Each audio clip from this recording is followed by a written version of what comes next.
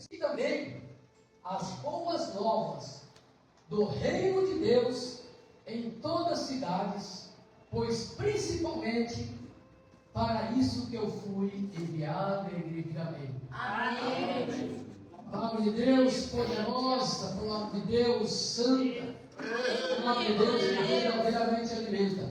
Ela é a bússola do navegante, é o cajado do peregrino, né? Você imagine, hoje eu estava vendo até um anúncio que sem a bússola, até mesmo lá em cima, com o satélite, a pessoa perde a noção da sua rota, da sua direção, né? Louvado seja Deus.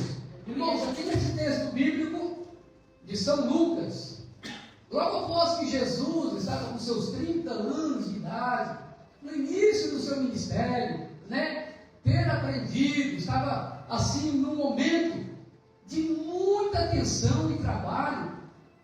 Ele se encontra com João Batista e numa forma do Espírito Santo desce sobre Jesus no formato de uma pomba.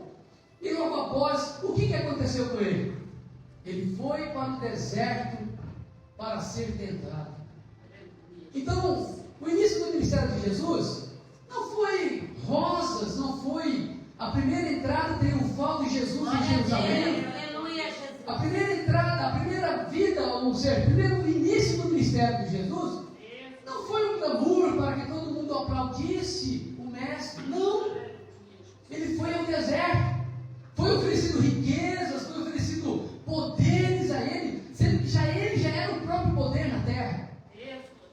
Então o início de Jesus foi como se uma passagem, ele usando a própria palavra de Deus para destruir o inimigo. Para estar destruindo as obras do inimigo. Então, no início de Jesus, o seu ministério não foi, estou dizendo aos irmãos, não foi uma alegria sempre total. E logo após, ele já saiu para iniciar o seu ministério com poder e glória. Curando os enfermos, sarando os doentes. Glória a Deus, aleluia. Né? Ressuscitando os mortos. Multiplicando pães, alimentando aquele povo. Esse sim foi o início do ministério de Jesus.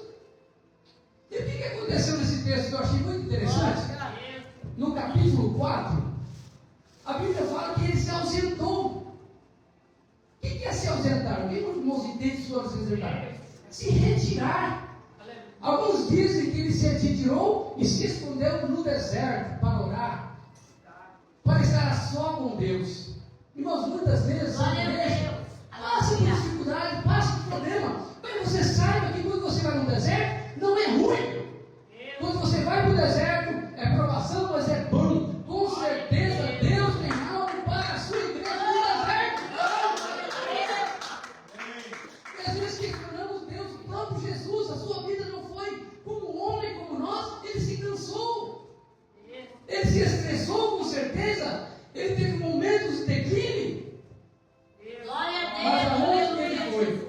Ele se refugiou, ele se ausentou, mas foi buscar a Deus. Foi buscar a Deus em oração. Glória a Deus. E eu Glória. quero dizer o que com esse texto, irmãos? Que Jesus curava, Jesus libertava, mas também estava tratando aqui com os discípulos. A Bíblia fala que eles estavam procurando Jesus, caçando Jesus. Onde que esse Jesus foi? Onde que o mestre foi? Aonde que ele está? É como um pai. Você já foi no mercado do seu filho? Eu tenho um filho, o Marcinho, quando ele era pequenininho, e eu fui no mercado também.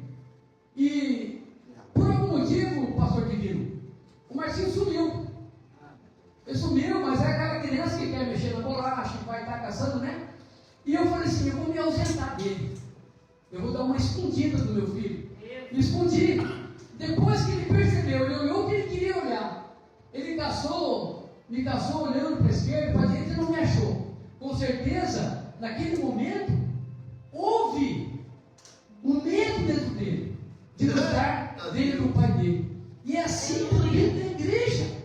Às vezes você acha que você está andando na rua, você está trabalhando, e você acha que está sozinho, com medo talvez, e o seu papai do céu está olhando para você. Ele está dizendo,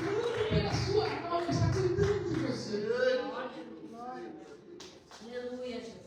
essa. Irmãos, quero dizer uma coisa, irmãos, olha, Jesus, Ele cura as feridas, mas muitas vezes fica a cicatriz. Jesus, Ele cura as feridas, muitas vezes fica a cicatriz. Mas por que Jesus cura as feridas? Ele me curou, me sarou, mas fica a cicatriz. Porque a cicatriz não vai fazer com que você lembre que você lutou. A cicatriz vai fazer com que você se lembre e se recorde do que você passou uma prova tão grande na tua vida. Aí você vai lembrar também que essa cicatriz teve um Deus que cuidou de você e curou você. E ajudou com que você superasse as dificuldades da vida. E hoje você está aqui dentro da casa do Senhor para glorificar, para exaltar o seu nome e bendizer o nome do Senhor. Chega no meu coração. Eu tenho um amigo mecânico, pastor. Eu não vou citar o nome dele aqui, porque talvez o senhor até de lá. E ele contando uma história que ele foram pescar, pastor de Rio. Foram ele e mais 4 amigos dele pescar no Rio Miranda. Aí no trecho, tinha um senhor de idade com um carro parado, juntamente com a mulher e uma criança. Certamente era o neto daquele casal idoso. E eles estavam parados na estrada. Você sabe o que um falou pro outro? E ele era mecânico, esse rapaz mecânico. Esse senhor, na verdade senhor hoje. Ele falou assim, olha ali, ó o nosso dinheiro para nós poder ir e voltar sossegado para ir pescar. O carro estava parado, o carro estava quebrado, e eles estavam com o capô levantado, com certeza parado. Aí você sabe o que eles fizeram? Desceram do carro, o que aconteceu? O carro quebrou, parou de funcionar e morreu. E eles começaram a mexer, desmontar ali, tirar a tampa do distribuidor, arrancaram o rotorzinho, ele contando para mim, dizendo dessa maneira. E ele pegou o rotor, pastor, e escondeu aquele rotor. Para enrolar, para mostrar que está trabalhando, para mexer no carro. Ele já tinha muito defeito o carro. Então eles fizeram essa artimanha daquele casal de idoso, juntamente com essa criança. Mas de uma forma ou de outra, a criança achou o rotorzinho. A criança achou esse rotor. E o que acontece? A criança pegou esse rotor, foi para dentro do carro e ficou brincando com o rotor. Na hora que aqueles mecânicos começaram a montar aquele carro, eles não acharam o rotor. Ficaram desesperados. E aquilo ficou uma preocupação tão grande naquele mecânico que a sala estava escurecendo já. E eles doidos para sair dali para ir pescar, né? E o que acontece? Era bem tardezinho, eles caçando a peça e a senhora de idade falou assim, e esse negócio transformou meu filho? Pegou, mas essa peça aqui, aí deu para o menino, para a senhora, e a senhora mostrou para o mecânico, falei, essa peça aqui é essa peça que está faltando. Aí eles colocaram o motorzinho, deram partido no carro, e aqueles senhores pegaram uma graninha daqueles senhores, não vou falar o valor, e eles continuaram a viagem.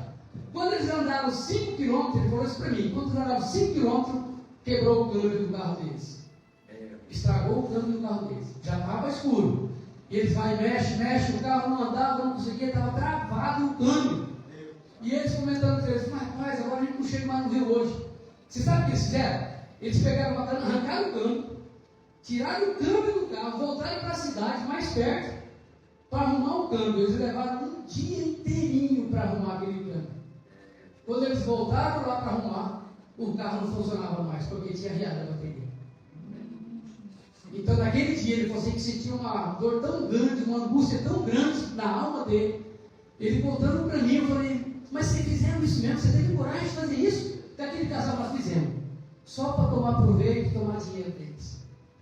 Eu falei, e ele sentiu, eu falei, Márcio, mas hoje, graças a Deus, eu sou convertido, me arrependo muito sobre aquele meu dia, mas trouxe uma ferida tão grande no coração daquele homem, que ele falou assim, olha, se eu pudesse encontrar esse casal de novo e retribuir 5 vezes mais ou 10 vezes mais, eu estava passando por ele.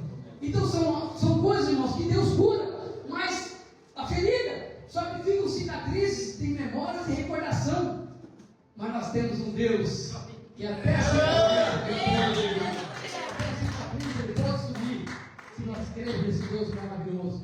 Então, irmãos, olha, com muita alegria, né? A gente fala assim, pensando realmente em algumas situações que passam pela nossa vida, circunstâncias que eu até contei o pastor testemunho que aconteceu comigo no Japão.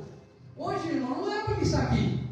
Hoje é para mim estar preso no Japão, por causa de uma decisão errada que eu poderia ter tomado, mas hoje eu estou aqui. Aceitei Jesus com 23 anos de idade. Até hoje eu estou aqui na casa do Senhor, para a glória do nome de Jesus. Perdendo, Jesus nos ensina a passar a prova sim no deserto, mas com Ele junto, né? Estava tendo uma ordenança de Deus para Moisés, para uma missão, pastor. Aí ele falou assim: olha, certamente eu vou enviar um anjo contigo. E ele questionou, falou: se for um anjo, eu não vou. Se for um anjo, não nos faça subir daqui, ou seja, não faça nós sair desse lugar, até que a presença de Deus foi com ele e ele foi. Então, irmãos, quero dizer uma coisa, irmãos: a presença de Deus, ela vai conosco, né? Aí você fala: eu prefiro um anjo. Não, eu prefiro Deus. Saiba que um anjo pode estar com você, mas o próprio Deus também pode ir com você, através do Espírito Santo de Deus, né? Então, aqui eu estava vendo esse texto aqui, de libertações, cura da alma. O que Deus faz com a nossa vida? Deus, além de nos curar fisicamente, doenças graves, doenças contagiosas, doenças de câncer mesmo, eu já vi testemunhos de cura de câncer. Deus também tem um tratamento de cura da alma. E às vezes nós pensamos que nós não temos esse problema, pastor. Rancor, mágoa, raiva, ódio. Isso faz com que nós impedimos o que Deus está derramando, o que Deus quer derramar sobre a nossa vida. Né? Não tem esse testemunho aqui agora? Ele não conseguiu se perdoar, mesmo estando na igreja. Falou: Márcio, eu não consegui, até que nós fizemos isso naquela vez, nós pagamos o preço, nós não pescamos, o carro estragou o nosso, nós não fomos no nosso destino, nós voltamos para trás, depois tomamos um carro. Quer dizer, estragou toda a viagem dele. Mas ele disse que o que mais doeu na vida dele foi a atitude dele que ele teve com aquela pessoa que ele casou de idoso. Então, às vezes, irmão, nós pagamos o preço porque nós tomamos realmente uma atitude, mas Deus, Ele cura a sua ferida. Deus, Ele sara a sua ferida. Glória a Deus, aleluia. Deus, Ele transforma o mais vil pecador. O homem pode ter errado o mais duro que ele seja, mas a partir do momento que quando ele se volta ao Senhor, com certeza o refúgio, ou seja, o refrigério, vem para a minha e para a sua vida. Aleluia. Glorificado seja o nome do Senhor. Então eu digo algumas coisas que eu fui ouvindo no decorrer da minha vida, que a gente vai aprendendo sobre realmente a presença de Deus. Você está passando por uma tribulação, passando por um problema, você talvez está achando que está sozinho. Deus está observando a sua vida, Deus está olhando para você, Deus está olhando para mim. Com certeza, não como mágico, como diz aí, olha, como mágico vai subir isso aí. Não, mas com certeza, com as mãos de Deus, Ele sabe operar da maneira certa na sua vida. As mãos de Deus sabem operar aqui na mão da sua vida. Não é como a gente quer, né? Às vezes pensamos, não é como a gente quer. Então, infelizmente, nós passamos e temos pressa. Nós queremos correr, nós queremos dar logo solução, logo de imediato. Eu tenho certeza que no momento é certo, virá para você e para mim como um refrigério. Fala: rapaz, eu estava até esquecendo desse negócio, faz 10 anos, faz 5 anos, faz 3 anos, mas no momento que vem e virá, com certeza, vai ser como um refrigério na minha e na sua vida. Glória a Deus. Amém? Esse texto bíblico nos ensina, irmãos, a perseverar. Esse texto bíblico nos mostra que Jesus está sempre à nossa disposição. Ou seja, sempre está olhando e observando a minha e a sua vida. Então, nós somos mais do que: eis que estarei convosco todos os dias até a consumação do século. É uma promessa do Senhor. Então, crendo que o Espírito Santo de Deus estará conosco todos os dias até a vinda do Senhor ou até o seu regresso ao céu, até a sua ida ao céu. Amém? Graças a Deus. Deus abençoe, pastor.